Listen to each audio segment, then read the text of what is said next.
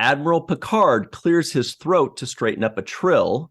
The USS Titan has that new ship smell. And Captain Riker gets up to pee more now than his cadet days. Hello, everybody, and welcome to the Seventh Rule with Cirroc Lofton. Hello, hello. My name is Ryan T. Husk. Today we're doing a review of Star Trek Picard, finally Season 3, Episode 1, entitled The Next Generation, written by, of course, Terry Matalas, directed by Doug Aarniokoski.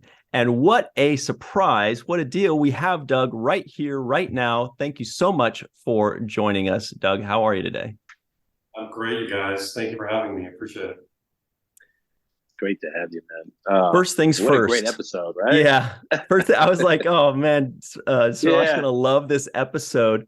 And I'm so happy that we have the director of the episode, because so many of the things I was noticing that I loved were directional things. You know, the shot selection, the lighting was dark, the mood, all of these things. I don't know who's picking the music, but man, you really nailed it for us.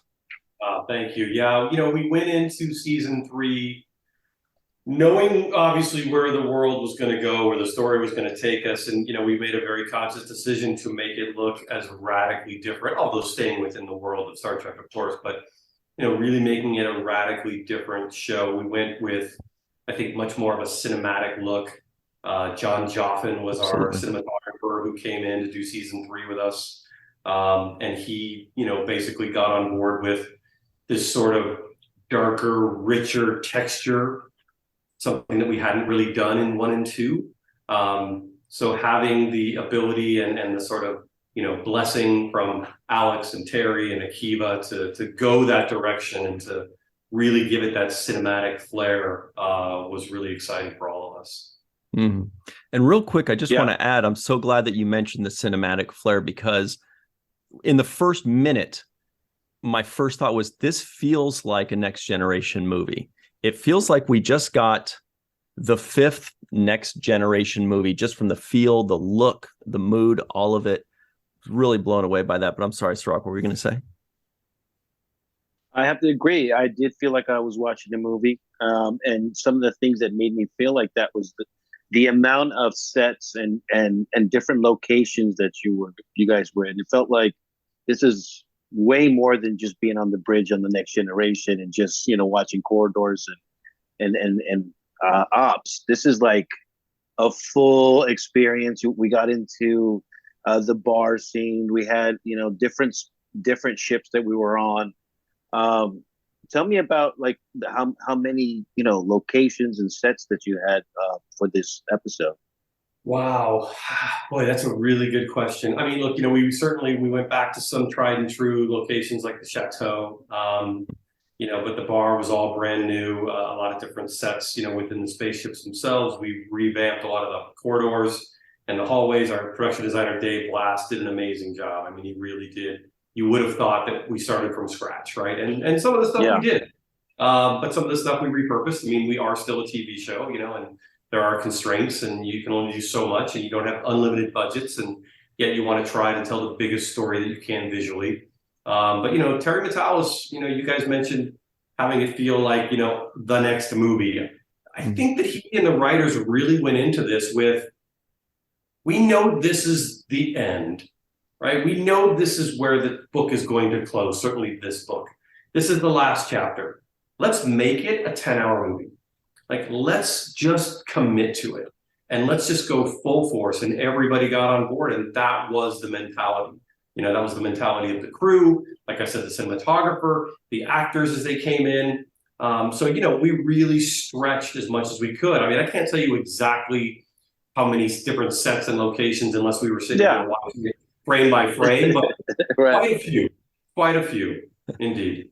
You know, and I'm sure you could tell me a million reasons why this is wrong, but it doesn't show that you had a TV budget. There are no moments in this, and this is a testament to the creativity that all of you have on that team, but it doesn't show that you didn't have a movie budget, a film budget. Everything, the exterior shots of, you know, the cityscapes of the ships, the beautiful orange and blues of the LCARS paneling, Like just everything looked like a movie. There was at no point where it felt like it had a TV budget.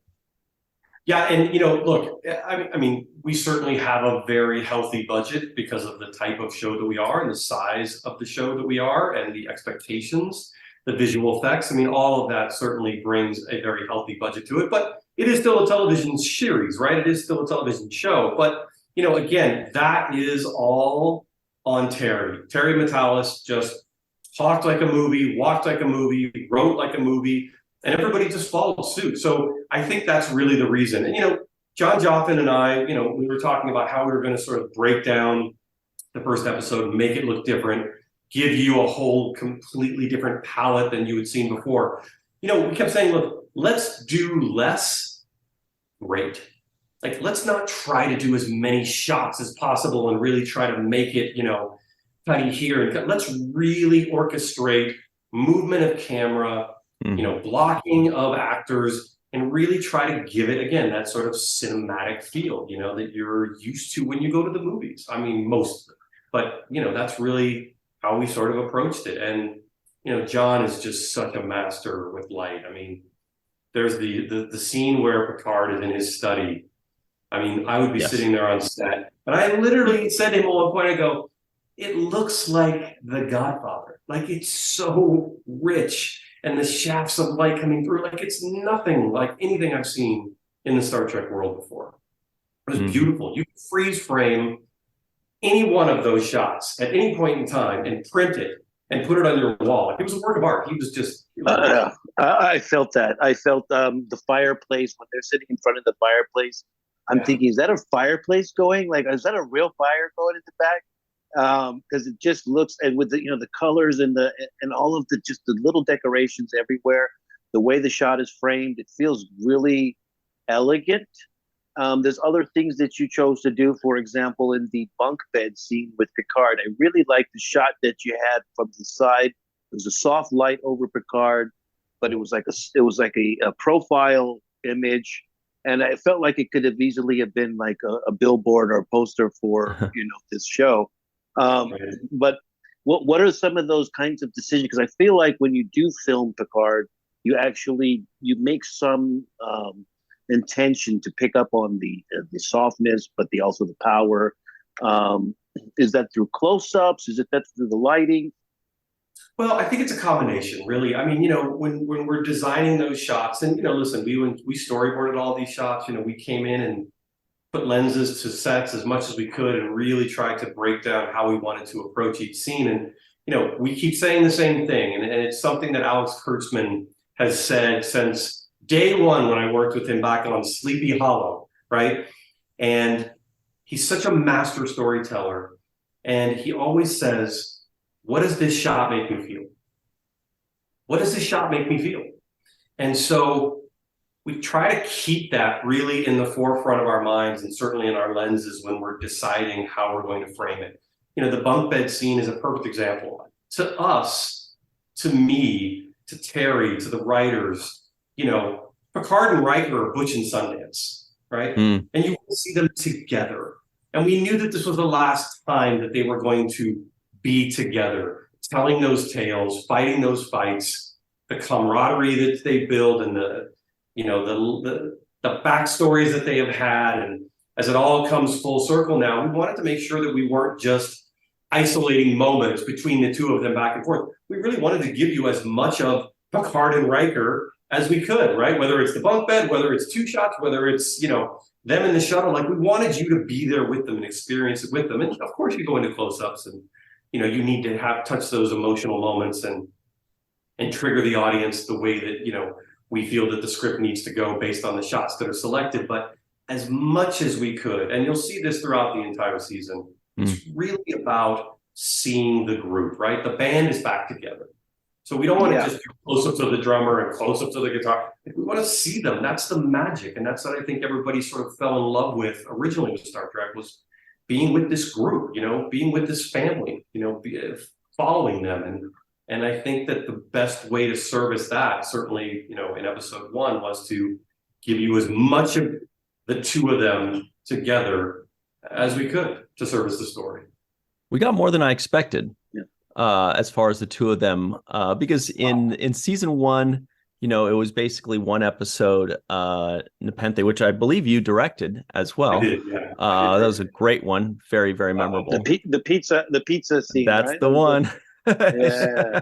Yes, I love that. And then Riker comes in towards the end of the season, but basically, that's basically it for season 1. Whereas in this, almost from the word go, it's the two of them reunited, having different moments, sometimes, jostling each other a little bit. I don't remember specifically, but there was a little bit of playful nudging in there. And but also having each other's back. It was a special moment. It was a special moment. And that moment you captured well. It was the moment where he tells Picard, he said, just give him one of those faces, those grumpy, kind of like, that. Yeah, that face that you give, and he gives it to him, because he doesn't like what he's saying, but it's rigid, actually the disapproving, face. sour expressions is what it was. Yeah. Yes, that was it. That's hilarious. Or as I say, and also because those moments are so nice because obviously, Patrick and Jonathan are such good friends and have spent so many years together that, him ribbing Patrick is Jonathan ribbing Patrick, although it's Riker ribbing Picard, but, their dynamic is not that different in the real world as it is as their Star Trek characters. When they put on those badges and those uniforms, I mean, they are those guys, right? And they don't deviate too far in terms of their friendship as to what you see on screen. And again, that's what makes it so endearing. I mean, that's why I think people love those characters, and that's why we try to lean into it so much. Mm-hmm. And they also had each other's backs quite a bit. Like every time Picard was kind of getting slighted a little bit, Riker would jump in, at the one point. And by the way, we got to talk about this Shaw guy. Man, I don't know whose idea it was to cast that guy, but that guy killed it. Well, I can give you one name, and that, of course, is Mr. Terry Matalis, who had worked with Todd. He was very right on 12 Monkeys, and you'd have to ask Terry, but the way that the scripts were written and they were crafted for Shaw, I think he had him in mind from moment one when pen hit paper. I think that was in his head. So unbelievable. He absolutely embodied. Like I was trying to picture it on the script, and you could see, it's well written. You could see what the character was, but this fellow, I don't remember his name, the actor that plays Captain Shaw. Todd Stashwick, yeah. Todd Stashwick, right. He just soaked up and spit out every single word of every single line. And you really did a great job of building that tension. And his delivery of just kind of dismissing them, retired, congrats for that. And Riker says, I'm a captain. He says, without a chair. But then Riker says, that's enough. And there's like a moment there where you're like, wow, this is getting a little heated here. It does just get heated, great stuff. Shaw doesn't want anything to do with these guys, right? He's on his way out. He wants to retire and play golf. Like, this is not what he said. No interest in this whatsoever. And all he's heard is the stories about these two characters. And he wants nothing to do. He's so dismissive of these guys. And it's, look, Todd, when you hear people say, oh, well, this actor elevated the material, right? The material was fantastic, but then you put it in his mouth and you let him embody it. I mean, really, you sit back and let Todd be Shaw, right? And you're fortunate enough to get the proper angles to allow him to become that character. And I mean, just wait. Wow. I cannot wait, because we talked about this before with Mark Alaimo and Gul Dukat. When somebody makes you hate them, or you just feel like, a feeling when they come on the screen, then they're doing their job to the nth degree. And, right away I was like, he must like jerk chicken with his Malbec. That was my note. This guy's performance was jaw-dropping. Exactly. I think when the fans and the audiences see him, he's instantly going to become like uber favorite new guy on Yes. Picard. Like, he's just that good. I love it. Yeah, he's definitely got a whole lot going on. But the reunion, with these guys, that's really the sense. He starts off with Dr. Crusher, right? And we get to see her for the first time, and I do get the sense of like the making of the band. That's kind of the feeling that makes me so anticipate this season coming up. It's that I'm getting to see all of these guys come back together again. That's really what the audience wants to see. We hope so. I mean, that's certainly what we were, striving towards, and I think we've succeeded quite well. And I look, from all the reviews and everybody that's talking about it so far early on, everybody's seeming to have the same feeling, which is great because, look, this is a love letter to the fans. I mean, this is as big a love letter as you can fit in your car and drive to the front of their house and hold over your head that says, "We love you. This is for you," right? I mean, it is. Oh, Doug, I want to give you also props too for the explosion scene with this weapon that was used in this towards the end of this first. Yeah, the way it occurred, the way it kind of crumbled back from the. I mean, it looks visually. I've never seen anything like it actually, and I was like, that's original, and it looked like some high tech type of futuristic weaponry. So I want to give you credit for the way you filmed that, or the way you shot that, because it just came out sexy. I'm glad you liked it. Well, listen, we have an insanely talented visual effects department who is headed up by Jason Zimmerman, who's been, on every Trek since the reboot, really. I mean, since Discovery, launched. And he's so collaborative. He's so smart. He's so just invested in all of the cinematic, realty as much as you can, put in a Star Trek TV series. But we were really happy with the way that came out. It was a lot of fun. The grab and drop looked amazing. What's that? The grab and drop. It was like the grab and drop. I will say though, you've also given the fans something, at least myself personally, something we've always wanted. Was that the Orion homeworld that we saw? Because I've had a huge fascination with the Orions, and not just the Syndicate, but just what's going on with these. That they've got this whole history fleshed out beyond the dancing ladies and the pheromones and all that kind of stuff from the original series. And I believe there was the rumor going around, or it was confirmed, that we were going to see the Orion homeworld or something to that nature. But it was stunning. It was beautiful. It was amazing. And I had forgotten that this was said until we're there. And I was like, oh my God, this is the moment. This is the good stuff. And I'm hoping there's going to be more of that. I'm glad you loved it. I mean, look, and again, I just keep going back to Terry, who is the biggest fan of all of us, and this was always his dream. And he wanted to bring these elements that we'd either heard about, barely seen, talked about. He wanted to bring as much of that to the audience as he could. I mean, again, he wanted to, build that perfect goodbye for the fans. And so I'm glad that you appreciated that. Yeah, it was a lot of fun. Yeah, that said, that whole scene with Rafi, I like that scene. Yes. Give me Blade Runner vibes. I really enjoyed those vibes right there. I miss those kinds of suspicious behavior going on. That the whole Starfleet intelligence was good for me. But the other thing I didn't realize was the tension that I would see between Riker and 7 of 9, who's going by Annika Hansen. Commander. Yeah, right.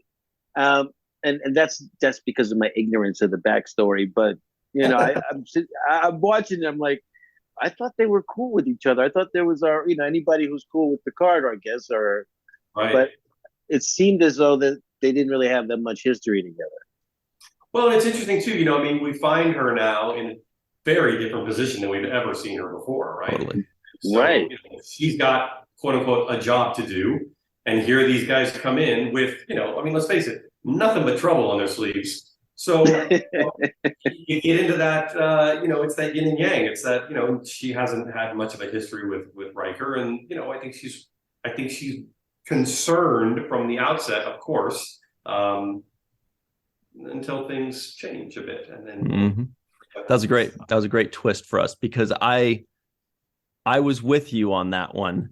I was like, oh, Rafi, no, you didn't really. And then there's the twist, and we're like, all right, that's what I signed up for. You know, we're huge Michelle Hurd fans. The acting skill and who she is as a person, unbelievable. So she's incredible.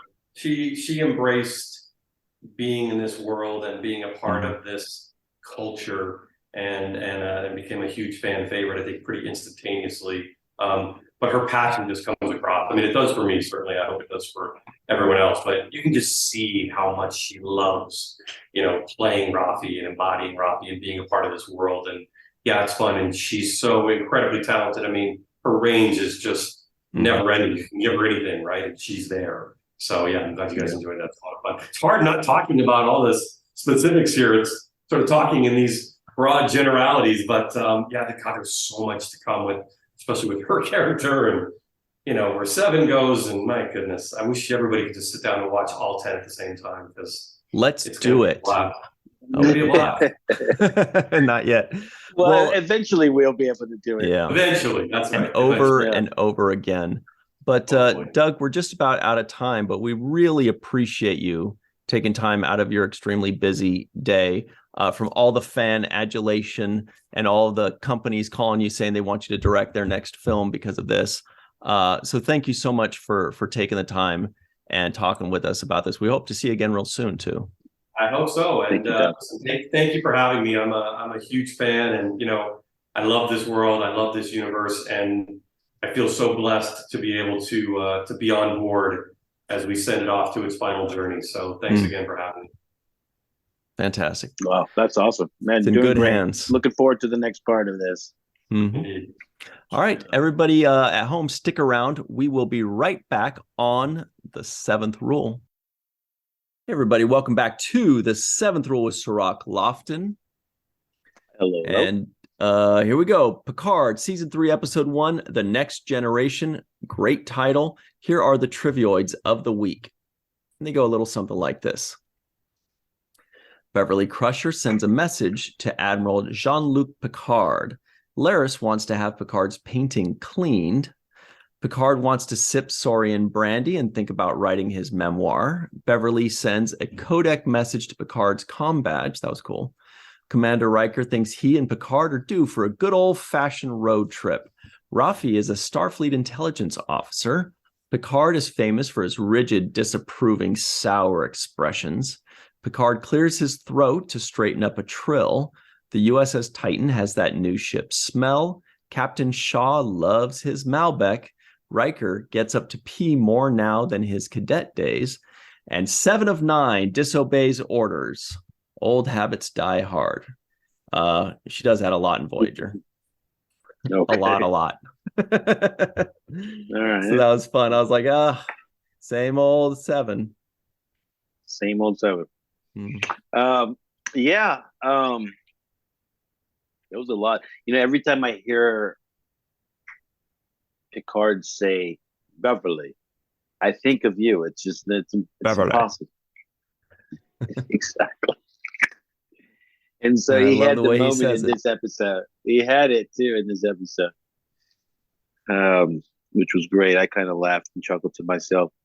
But let me ask you, is Starfleet intelligence the same as Section 31, or is that something different? So Starfleet intelligence is basically like military intelligence. It's the official governmental military intelligence agency. Section 31 is like they're not part of the Federation officially. They're just kind of like, they're like a dark cabal that's like doing their own thing with what they think are the best interests of Starfleet. So it's kind of like a scratch my back and I'll look away kind of situation there is what it seems. But Starfleet intelligence is, the official, spies of Starfleet, for example, like in our military. And Rafi, I was just really happy to see her. I was happy to see how great Michelle Hurd's acting is, doing basically 2 different characters in one episode, because she was very believable as she's fallen apart on her last nerve, and she was also very believable in like, all right, here we go, got my mission. Beautiful. Love seeing her. Yeah, she did. She nailed that. And at first, I was really sad when I was like, "Damn, this is what happened to Rafi since the last time we saw her." Yeah, I was like, "This is not good. This is not good. What happened? How come nobody's looking out for her and making sure she's straight?" But then, all of that was just an act and part of her thing. So I felt a lot better about it. And they did show a little bit. It was possible that it could be that, right? Because based off of her previous story. Yeah, exactly. And they also added a moment that let us know it's still possible, because it was hard for her to let go of that drug. If you'll notice, when she kind of paused, and that gives us, the viewer, the information that we need, which is it's still a struggle. And that's what addiction is. I mean, if you have somebody that's addicted to alcohol, even if they're sober for 5 years, if they're walking around carrying a bottle of gin and then they carry it around for 20 minutes and you say, okay, now throw it away, there might be that moment where it's a little difficult, and that was a great moment to see, and we're rooting for her, and we just hope that she doesn't say, fuck it. You know what I mean? Like, stay strong, Rafi, we're rooting for you. Yeah, because we know her past, and we know what she's had to overcome in her own life to kind of deal with, what she's gone through, especially with her kid and addiction. There was that history that they kind of went through on her backstory, and clearly she's fighting some demons, and being that close to something was scratching on that surface. So we pray for Rafi. I was really happy to see that that wasn't her real life, even though the temptation was there. It wasn't her real life, so I felt good about that. I thought I was going to see a little bit of Guinan, because they mentioned Guinan. Yeah, I had to play it back. I was like, did they just say Guinan? I had to make sure. Yeah, so I thought Guinan was going to be here, because they said, oh, Guinan's hawking souvenirs now. Mm-hmm. Because they were selling little miniature Enterprise D. The fat Enterprise. Yeah, the Enterprise D, the fat D. They were making fun of it for that, because the E is a little bit more sleek. Like, that was the next one that they had in Nemesis. They had the Enterprise, or in all of the successive movies after Generations. But anyway, so they have the E, which is longer and sleeker, but the D is fat, according to them. But nobody wants the D, huh? I do. I love it. That's my favorite ship, besides the Defiant, which also starts with a D. Okay. Was that piece of artwork in the chateau? Was that something we had seen before, other than on this show, or is that a famous painting of the ship? I don't remember it being on anything else, but it was just beautiful. It was just nice, and I liked seeing the artifacts on Picard's desk that were so good. There was like a Bajoran paperweight, or did you see there was like a giant Bajoran thing that was really cool? Yeah. Like, they had the Bajoran symbol. That was beautiful. There was an Enterprise model. There was his flute. His flute from The Inner Light, which is an episode of Next Generation. I don't remember, maybe season 5. But that is regarded by many to be like the best Star Trek episode ever. It's certainly in the running. So him holding up the flute, we know exactly what that is. It's really nice to see. But I did kind of wish, when Doug was talking about all the details that are going on in there, I wish we got like a little tour so we could see, because they've got other little hidden gems in there that you got to be super quick to catch, and all the nerds online are going to be like freeze framing and circling something, be like, look, that's the thing from. I was like, damn, I want to see what's going on in there. There's a lot of detail. Yeah, I couldn't pick up on all of that. I thought that the painting was really cool. I was like, if there's something that I would want from this episode, it would be that painting. Actually, that would be something that I'd want to take away with me. It's gorgeous. It was gorgeous, and actually reminded me of one of the paintings I saw on the cruise. They had, it was a little bit different, but it reminded me of that. I also thought it was funny that Beverly Crusher kind of cracked me up the way she's like, well, I need help. And then she goes, I just put in my notes, I was like, it's pretty rude to ask an 80-year-old to only come for help by himself. Or, you know what I mean? Like, she's like calling an 80-something-year-old and she's like, come help me, but only you. He's like, dude, what do you think I am? I'm 80. I got to bring some people with me. Come on, cut me some slack here. That was kind of nice. Yeah. But it was also clever the way they kind of did the whole riddle behind the whatever that 3 thing was. And he kind of used that to determine her location. I thought that was a nice little clever ad for the scene. Did I read right that explosion? Where did that take place? Like I wasn't quite sure what it was that exploded. Was that the Academy? Were they trying? What it was they mentioned it. What was it? It was like Starfleet recruitment. I believe it was Starfleet recruitment, so like the Starfleet recruitment building or something like that, or headquarters. But that's what it was. And it was pretty crazy. Basically, the thing just crumbled down. I was just calling it the grab and drop, and just kind of like grabs it and then drops it onto itself, which was pretty destructive. You can't imagine anybody's going to survive that. Oh, something we forgot to mention. The Rachel Garrett statue dedication ceremony, the Red Lady, right? Rachel Garrett.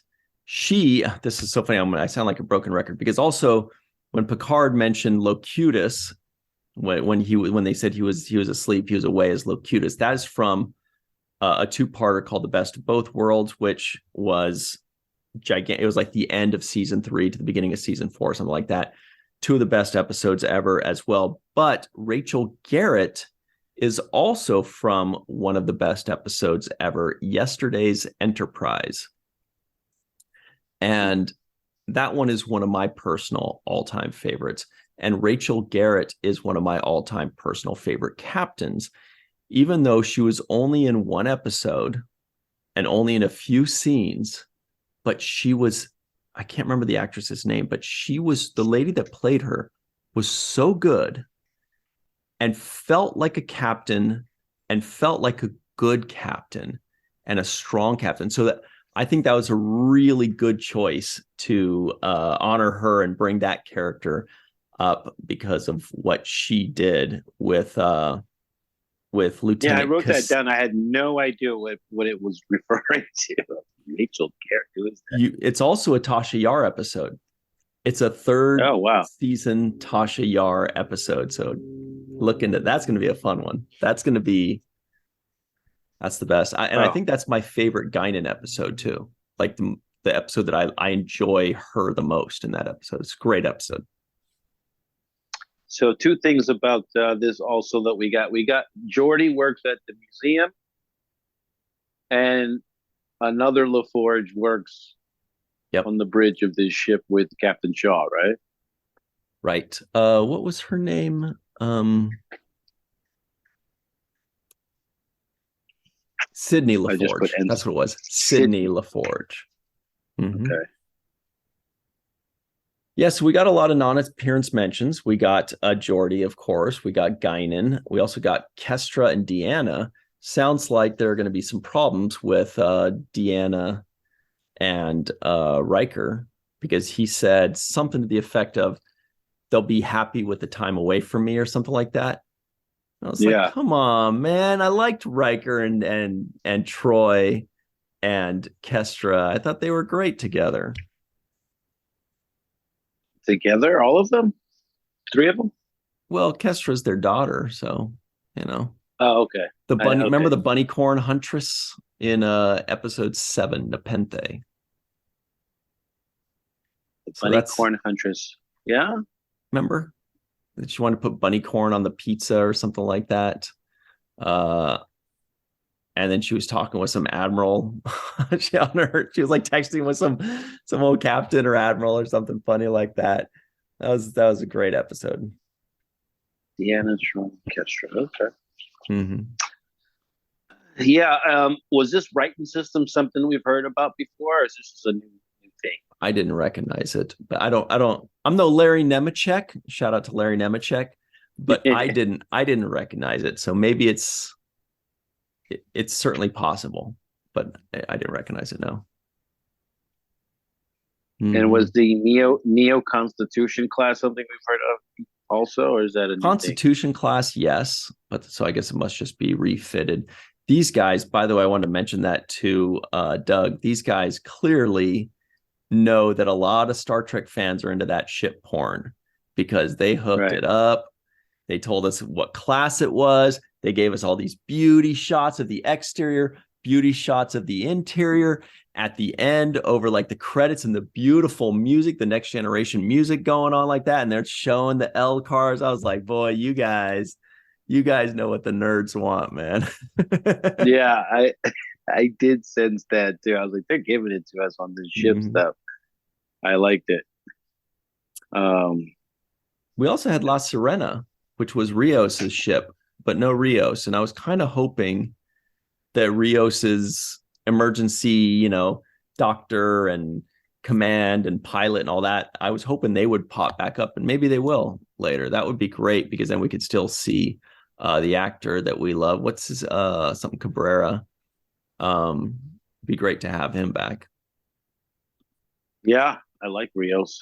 I'm a little sad that he stayed behind, but I totally know why, bro. He did the right thing. I know you remember that well, don't you?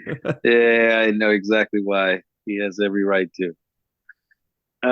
This Captain Shaw guy, if we're going to get a whole lot more of him, he is definitely like captivating when you're watching this show.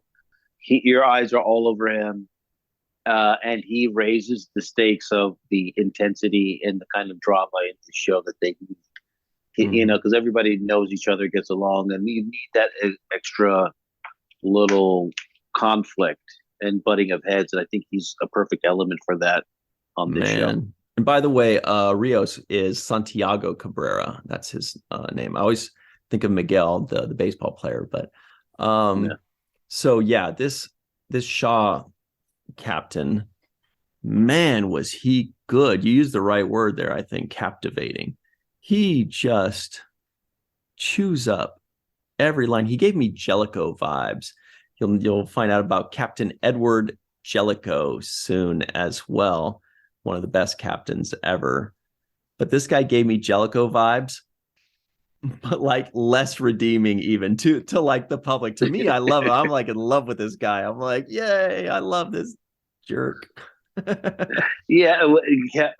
The craziest thing when they walk in on that scene, and they're like, "Oh, dinner started already," and he says, "No, your reputation precedes you so much. I started early." What the hell? I think Riker looks like, what does that even mean? And it was basically, I feel like eating and I don't want to wait for you. Yeah, but it was so great. He is the epitome of master of his domain. He's like, this is my ship. This is who I am. And the most important thing was he knew, yes, this is an admiral. Yes, this is a captain. But the way he put it, which lets you know exactly where he is, he says, I have orders from actual officers whose pay grade are far above all of ours. So he's letting them know, like, you're an admiral, but you're retired. You're a captain, but you're retired. I have my orders from actual officers. So not only do I not need to take your orders, I'm not supposed to. So he could just shove them off, and he's completely in the right to do so. That's why he feels like he could just be a dick about it. But then after that, he says, so request denied. And what was perfect about that line is he made sure they know this was a request. This was not an order, that you made a request, and I am denying it. That is perfect writing, I think. No, the extra perfect writing part was when he says, I hope you'll enjoy your quarters. And then you see them on bunk beds. That was such a great choice, wasn't it? Dude, I was like, really? He gave him bunk beds? This guy, that's Two old men it's the talking about ultimate peeing. yeah, that's the ultimate disrespect to give an admiral and a captain a top and bottom bunk bed, like they're in camp or something. Such a smart choice. It was so good. And he just put that was the cherry on the top for me. Just that extra little, I hope the accommodations won't be, will do you right. So that was great for me. But he was also a super jerk. So, take it how you want. I also felt bad for 7 of 9. I'm like, you got to work with this guy. That's why she's like, you know what? I'm ready to do whatever. Whatever mutiny it takes, I don't care. You see who I'm working with. Yeah, she's like, I'll go back board. She's always been very she's always been very rigid and not very easy to work with in the past. And she found somebody that's even worse than her. So you can imagine that she's just like, but also she's evolved over the last 20 years, or whatever it is. So she's softened and now she's dealing with this guy who's like top level. But as an admiral, that might be the kind of captain you want working below you, is somebody that you like, you never have to worry about. He's got his crew completely under control. They might not like him, but everything's clean, spotless, ship shape, on time, whatever. That's Captain Shaw. He runs a tight ship. Yeah, he does. He said you can run your finger across all the consoles. Yep. Nothing no wrong dust here, buddy. Beautiful. No dust. Also, like, there was a small moment, but it's just a little touch of detail. But when Picard and Riker come onto the ship, they get the kind of salute that you would normally get with a bugle. Mm-hmm. But they had a cute little Star Trek type of whistling thing. They do that on a few episodes. That little boo. Yeah. I like that touch. I was like, oh, that's cool. I want one of those. Gotta find me one of those little whistling things. That'd be great. Start every episode with that. Exactly. That's what we should do. Exactly. We do have to run, but before we do, that's what we should do when we give our special thanks. We should go boo. Special thanks to Homer Frizzell, Dr. Marie Segal, Eve England out in Wales, Yvette Blackmon-Tom, Carmen, a.k.a. Skillet, TJ Jackson-Bey out in Missouri, Bill Victor Arucan, Titus Mohler, Darlena Marie, Dr. Mohamed Noor, Tierney C. Dieckmann, Anna Post, Rex A. Wood, Anil O. Polat, Joe Balsarotti, Mike Gu, Dequeue, Neal Akasaka,